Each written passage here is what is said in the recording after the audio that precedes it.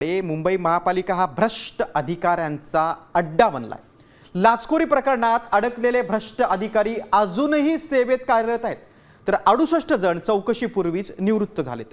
प्रशासन या लाचखोरांना घरचा रस्ता कधी दाखवणार, बीएमसीचा मनमानी कारभार कधी सुधारणार, पाहूया एक खास रिपोर्ट। मुंबई महापालिका भ्रष्टाचाऱ्यांचा अड्डा।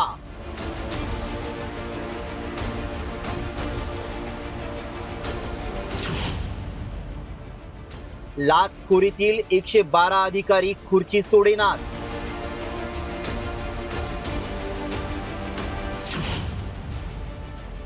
अडुसष्ट लाचखोर कर्मचाऱ्यांची चौकशी विनाच निवृत्ती। उघड्या मॅनहोलमुळे नागरिकाचा बळी, झाड कोसळून विद्यार्थ्याचा मृत्यू आणि रस्त्यांच्या दुरवस्थेवरून मुंबई महापालिकेच्या कारभारावरून टीका होत असतानाच प्रशासनाचा आणखी एक धक्कादायक कारनामा समोर आलाय। लाचलुचपत प्रतिबंधक विभागानं मनपातील 112 अधिकारी कर्मचाऱ्यांवर कारवाई केली आहे।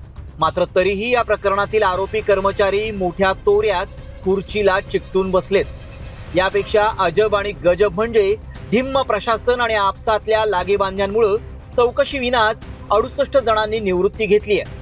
तर कोविड काळातील निलंबित कर्मचाऱ्यांना पुन्हा सेवेत घेण्याचा कारनामाही बीएमसीनं केलाय। 2005 पासूनची प्रकरणं अद्याप प्रलंबित आहेत। माहिती अधिकार कायद्याअंतर्गत ही धक्कादायक माहिती समोर आली आहे। भ्रष्ट अधिकारी कर्मचाऱ्यांची आकडेवारी पाहूयात।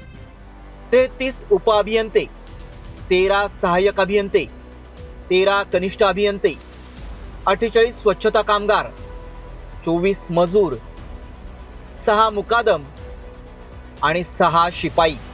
लाचखोरी प्रकरणात कारवाई होऊनही खुर्ची न सोडणाऱ्या अधिकाऱ्यांवर आरटीआय कार्यकर्त्यांनी निशाणा साधलाय। या माहितीत असं दिसतंय की या एन्क्वायरी इतकी वर्ष चालू राहतात की तो अधिकारी रिटायर होऊन जातो।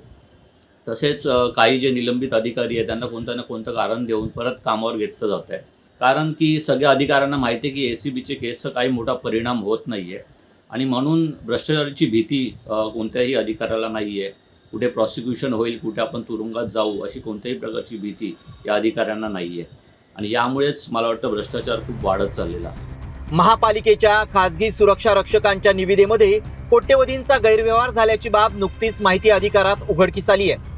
आता लाच घेणारे अधिकारी एसीबीच्या कारवाईनंतरही खुर्ची सोडत नसतील तर अशा कर्मचाऱ्यांना कुणाचा अभय आहे, हा खरा सवाल आहे। पारदर्शक आणि भ्रष्टाचार मुक्त कारभाराची हमी देणारं महायुती सरकार या लाचखोरांना घरचा रस्ता कधी दाखवणार? कारण राज्यात हजारो बेरोजगार उच्च शिक्षित आणि लायक विद्यार्थी नोकरीसाठी रांगेत उभे आहेत। ब्युरो रिपोर्ट, साम टीव्ही न्यूज।